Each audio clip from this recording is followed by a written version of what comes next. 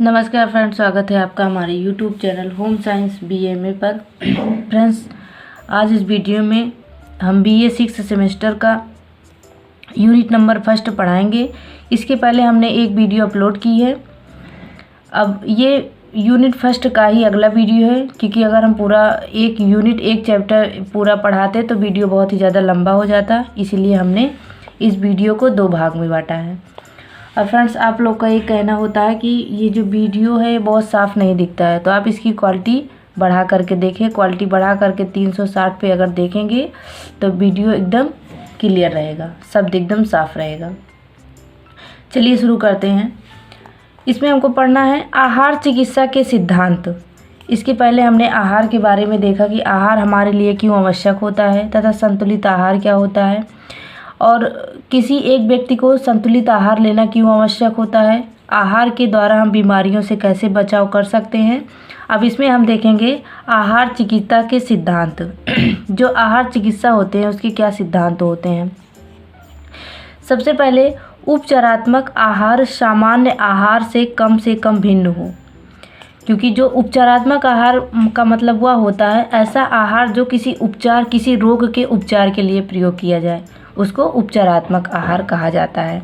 तो जो उपचारात्मक आहार होता है वो क्या होना चाहिए, कम से कम सामान्य आहार से अलग होना चाहिए। नहीं तो किसी सामान्य आहार में और उपचार आहार में कोई अंतर नहीं रहेगा। अगला देखते हैं उपचारात्मक आहार रोगी व्यक्ति की आर्थिक स्थिति, रुचि, खाने की आदतें, धार्मिक मान्यताएं, भोजन संबंधी पसंद तथा सभी आवश्यक बातों को ध्यान में रखकर किया जाना चाहिए, ताकि रोगी परिवर्तित आहार को मन से खा सके।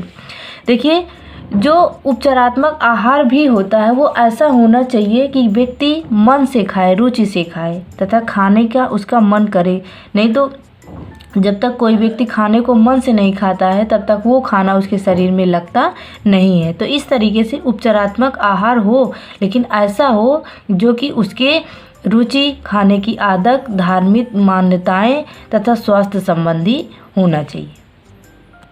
उसके बाद आगे देखते हैं परिवर्तित आहार शरीर के पोषण मांग के अनुरूप हो। जो भी हम उपचारात्मक आहार दे रहे हैं वो आहार शरीर के पोषण मांग के अनुसार हो, क्योंकि कोई भी एक व्यक्ति का आहार उस व्यक्ति के स्ट्रक्चर, उसके शारीरिक आकार, उसकी उम्र, उसके वजन, उसके कार्य क्षमता के अनुसार ही उस व्यक्ति को आहार दिया जाता है। तो इस तरीके से पोषण मांग के अनुरूप जो परिवर्तित आहार है होना चाहिए। अगला क्या है, रोगी को पोषण आहार के संबंध में जानकारी देना। जिसके लिए हम भोजन बना रहे हैं उसको पोषण आहार के संबंध में जानकारी देना चाहिए, तभी वह व्यक्ति खुश होकर उस भोजन को खाएगा। जैसे किसी व्यक्ति को हम कह दें कि ये आपके लिए फ़ायदेमंद है, आप इसको खाएंगे तो आपके लिए ये लाभदायक है। अगर उसको उसके बारे में हम जानकारी देंगे तो वो उसको खुशी खुशी खाएगा तथा बहुत ही जल्दी वह स्वस्थ हो जाएगा। उसके बाद आगे हम देखते हैं उपचारात्मक आहार में आहार विज्ञानी की भूमिका। जो उपचारात्मक आहार होता है उसमें जो आहार विज्ञानी होते हैं उनकी क्या भूमिका होती है, उनका क्या रोल होता है तथा वो क्यों महत्वपूर्ण हो जाते हैं। सबसे पहले उपचारात्मक आहार देखते हैं।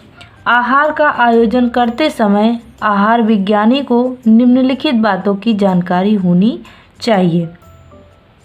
जैसे रोग कब से है, इसकी प्रकृति किस प्रकार की है तथा यह पोषण न्यूनता जनित रोग है, तो उसके बारे में जब जानकारी रहेगी उसको, तभी वह उचित प्रकार से, तभी वह सही से उसके लिए व्यवस्था कर पाएगा। जैसे रोग कब से है उसको पता ही नहीं है, इसकी प्रकृति किस प्रकार की है, क्या ये पोषण की कमी से रोग है। अगर कोई रोग पोषण की कमी से है तो पोषण दे करके उस कमी को हम दूर कर सकते हैं। तो इस तरीके से रोग की अवधि कितने दिनों की है, या क्या यह जीवन पर्यंत चलने वाला रोग है। यदि ऐसा है तो आहार लचीला होना चाहिए। अगर कोई रोग ऐसा है जो जीवन पर्यंत चलने वाला रोग है तो उसका आहार ऐसा होना चाहिए ताकि वो लंबे समय तक उसको बना सके। रोगी व्यक्ति का इतिहास जानना कि उसका खान पान कैसा है, उसको उसके घर में किन किन लोगों को किस तरीके के रोग हैं, या रोग आनुवंशिक तो नहीं है, इस सब चीज़ों को पता करना चाहिए। उसके बाद रोग की आर्थिक एवं सामाजिक स्थिति किस तरीके की है। यदि रोगी गरीब परिवार से है तो उसके आहार में अधिक महंगे नहीं होना चाहिए, नहीं तो हम ऐसी आहार की व्यवस्था कर दें जो वो खरीद ही ना पाए, खा ही ना पाए, तो क्या मतलब है। आगे है, रोग की अवस्था में तरल आहार में परिवर्तित करते समय आहार का स्वरूप आकर्षक हो, जैसे तरल भोज्य पदार्थ, अर्ध तरल, ठोस आहार आदि। रोगी की भोजन संबंधी आदतें, रुचि पसंद जरूर जानना चाहिए। उसके बाद रोगी की मानसिक तथा संवेगात्मक स्थिति या रोगी की प्रकृति पर निर्भर करता है। रोगी को मुंह द्वारा भोजन ग्रहण करने तथा पचाने की क्षमता होनी चाहिए। तो इस तरीके से ये छोटी छोटी बातें हैं जो आहार विज्ञानी को रोगी के बारे में पता होना चाहिए। उसके बाद आगे देखते हैं, रोग की अवस्था में आहार नियोजन को प्रभावित करने वाले कारक। अगर किसी व्यक्ति की रोग की अवस्था है तो उसका आहार नियोजन किस तरीके से प्रभावित करता है। सबसे पहले सामाजिक कारक। जो सामाजिक संबंध होता है उसमें जो भोजन होता है या आहार होता है बहुत ही महत्वपूर्ण भूमिका निभाता है, क्योंकि यह भोजन या आहार ही होता है जो एक दूसरे के रिश्ते को बहुत मजबूत बनाता है। जैसे हम किसी के घर पे जाते हैं, वो हमको खाना पीना खिलाता है, सब कुछ करता है, वो हमारे घर आता है तो हम उसको खिलाते पिलाते हैं। तो इस तरीके से ये घर का आना जाना तो धीरे धीरे रिश्ता क्या होता है, मजबूत हो जाता है। तो इस तरीके से रोग की स्थिति में कई सामाजिक कार्य हो सकते हैं, जैसे शादी, जन्म, मृत्यु, पर्व, त्योहार, पुण्यतिथि और समारोह में भाग नहीं ले सकता।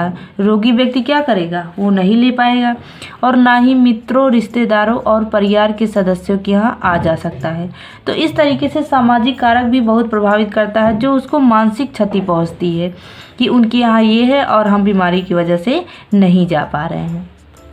अगला है मनोवैज्ञानिक कारक। जो मनोवैज्ञानिक कारक होते हैं वो पूरी तरीके से मानसिक स्तर पर डिपेंड करते हैं। जैसे लंबे समय तक चलने वाले रोग या अधिक कष्ट देने वाले रोग, संक्रमक तथा संसर्गजन्य रोग, बिस्तर से ना उठ पाने वाले रोग को प्रायः रोगी की मनोदशा अधिक भयानक होती है। जैसे किसी को नॉर्मल बीमारी ही है, अगर उसे कोई कह दे कि आपको बहुत भयानक बीमारी हुई है, आपको इतना दिन तक बिस्तर पे रहना है, किसी को छूना नहीं है, कहीं आना जाना नहीं है, तो उस तरीके से वो मानसिक रूप से बहुत क्षतिग्रस्त हो जाता है। उसके बाद हम देखते हैं आर्थिक कारक। जैसे किसी भी परिवार के रोग में रोगी तथा उसके परिवार को अत्यधिक भार सहन करना पड़ता है, क्योंकि ये जो चिकित्सीय खर्चा होता है ये बहुत ही ज़्यादा होता है। नॉर्मल परिवार तो इसको खर्चा देख ही नहीं पाते हैं, जो गरीब परिवार होते हैं उनके लिए बहुत ही ज़्यादा कष्टकारी हो जाता है। जैसे डॉक्टर को दिखाना, विभिन्न प्रकार की जांच कराना और दवाइयाँ खरीदना महंगा पड़ता है। जो गरीब परिवार होते हैं उनके लिए ये बहुत ही बड़ी समस्या बन जाती है। तो इस तरीके से उसके बाद आगे देखते हैं आहार में परिवर्तन लाने के विभिन्न तरीके। अगर हमको आहार में परिवर्तन लाना है, उसको बदलना है, तो उसमें किस किस तरीके से हम परिवर्तन ला सकते हैं। सबसे पहले मिर्च मसाले रहित आहार। रोगी व्यक्ति के लिए हम खाना कैसे बनाते हैं, बिल्कुल सादा भोजन बनाते हैं। मिर्च मसाले रहित भोजन ही सादा भोजन कहलाता है। और सादा भोजन हम किन किन बीमारियों में देते हैं, जैसे पेप्टिक अल्सर। पेप्टिक अल्सर का मतलब होता है जब हमारी आंतों में जो घाव हो जाता है उसको पेप्टिक अल्सर कहा जाता है। उसके बाद अतिसार, ये पाचन संबंधी दिक्कत होती है। पेचिश, ये भी ऑपरेशन के बाद की स्थिति में मिर्च मसाले तथा सुगंध रहित भोजन दिया जाता है, जो कि नरम होता है, मुलायम होता है और सुपाच्य होता है। उसके बाद अगला है उच्च कैलोरी तथा निम्न कैलोरी युक्त आहार। कुछ बीमारी ऐसी होती हैं जिसमें उच्च कैलोरी युक्त देना है, और कुछ बीमारी ऐसी होती हैं जिसमें निम्न कैलोरी युक्त आहार देना है। जैसे अल्प भार, प्रोटीन, ऊर्जा, कुपोषण आदि में उच्च कैलोरी युक्त आहार दिया जाता है, क्योंकि ये सारी कमजोरियाँ होती है। उसके बाद संक्रमण के कारण ज्वर, थायराइड, ग्रंथियों की सक्रियता, अन्य रोग, यकृत की बीमारियों में उच्च कैलोरी युक्त आदि में स्थित में उच्च कैलोरी युक्त आहार दिया जाता है। उसके बाद जैसे मोटापा हो गया, बीपी हो गया, मधुमेह हो गया, वृक्क के रोग हो गया, इसमें कम दिया जाता है। ऐसे उच्च प्रोटीन युक्त और निम्न प्रोटीन युक्त आहार, तो ये भी इस तरीके से कुछ बीमारियों में उच्च प्रोटीन दिया जाता है और कुछ में निम्न प्रोटीन दिया जाता है। उसके बाद उच्च वसा तथा निम्न वसा युक्त आहार, इसमें भी वही है। जो अल्प भार होते हैं उनको उच्च वसा युक्त दिया जाएगा, और जो गर्भकालीन विषाक्तता आदि की स्थिति में है उनको कम वसा युक्त भोजन दिया जाएगा। उसके बाद उच्च रेशो वाला तथा कम रेशो वाला आहार। कब्ज के रोगी को उच्च रेशो युक्त आहार दिया जाता है, क्योंकि रेशो युक्त जो आहार होते हैं वो हमारी पाचन संबंधी समस्या को दूर करते हैं। ये रेशो वाले जो पदार्थ होते हैं ये आंतों की सफाई करते हैं, इसीलिए कब्ज से संबंधित समस्या नहीं होती है और इससे मल के निष्कासन में सहायता मिलती है। उसके अलावा पेप्टिक अल्सर, अतिसार, पेचिश, शल्य क्रिया के बाद पाचन संस्थान में गड़बड़ी होने पर कम रेशो युक्त आहार दिया जाता है।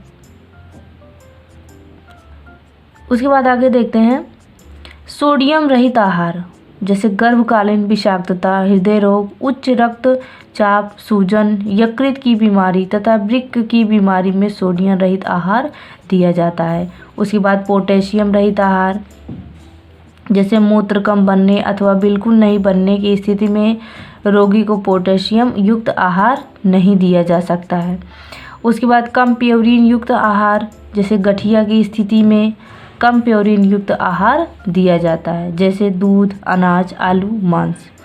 उसके बाद गैलेक्टोज रहित आहार, गैलेक्टोसीमिया रोग की स्थिति में कम गैलेक्टोज युक्त आहार का सेवन किया जाता है। यह रोग अधिकतर लोगों में हो ही जाता है। इस स्थिति में दूध, सेब, दूध से बनी वस्तुओं को छोड़कर सभी भोजन दिए जा सकते हैं। तो इस तरीके से इसमें देखते हैं कि आहार में परिवर्तन लाने के विभिन्न तरीके तथा रूपांतरित आहार के स्वरूप।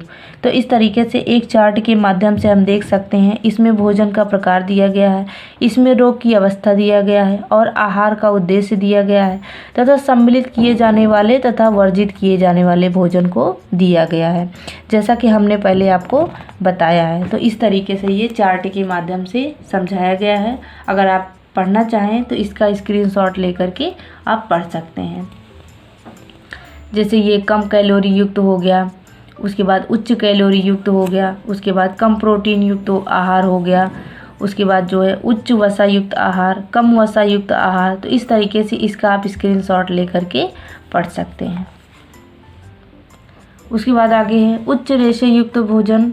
ये सब वही है जो इसके पहले हमने आपको पढ़ाया है, लेकिन आप इसको एक बार वीडियो को रोक करके ज़रूर पढ़ें।